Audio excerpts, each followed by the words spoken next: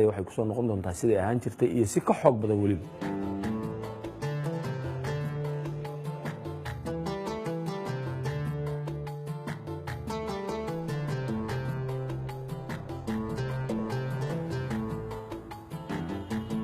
Soomaaliya malaayiin baa banaanka u jirta caruurtoodu jaamacadaha adduunka ugu sarreeya ka baxeen haddeer sidaas aanu nahay baanu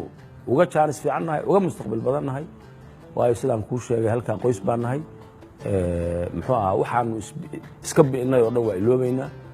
adduunyada kale dadka laaya iyo maxkamado iyo xagga iyo annagu dad iska waxaanu nahay reer baadiye ahoo ehel ahoo wax walba cafallahu camaa salaf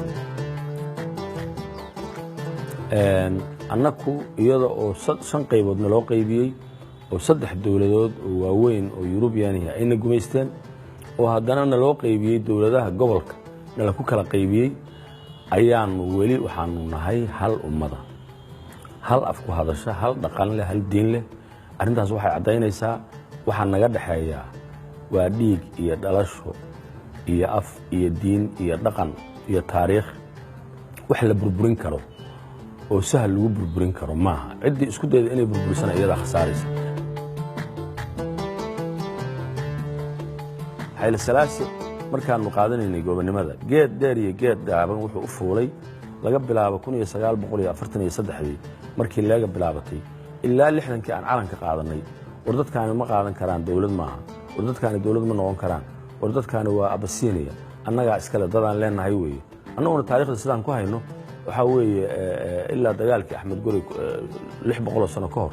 inta halgan inaanu ku jiray baddaas annagoo reer baadiye aan waardiyeynaynay 10 jeer ay nagu soo duuleen mar walba iyagoo aggressor ay ahaayeen ama cid duulaanka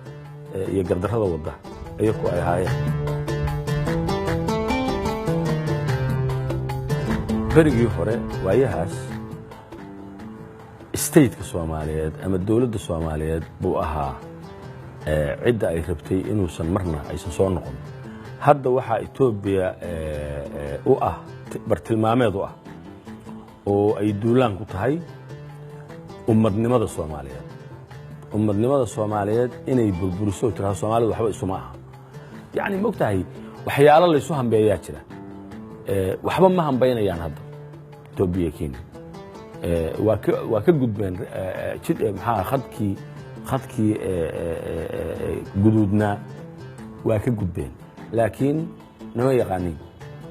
waxa weeye nalamana saadaalin karo maalin maalmaha ka mid ah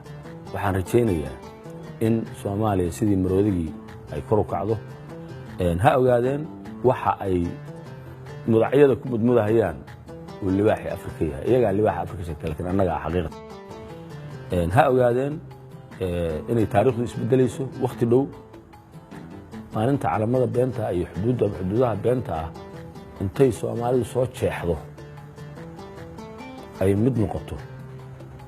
cidii wax u dhintayna way taqaanaa waagaan liidanay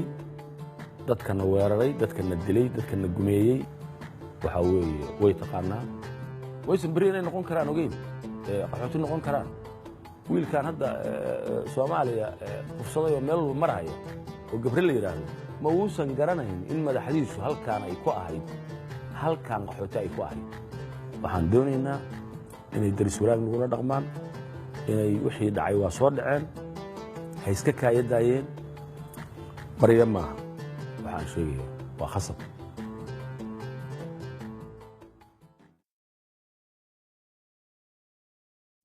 ma ka heshaa barnaamijyada Dalsoor ma danaynaysaa in la helo warbaahin Soomaaliyeed xor ah oo u adeegta bulshada fadlan taageer Dalsoor waxaad bixisaa $5 ama $10 bishii deeqdaada sidan aad u bixin kartaa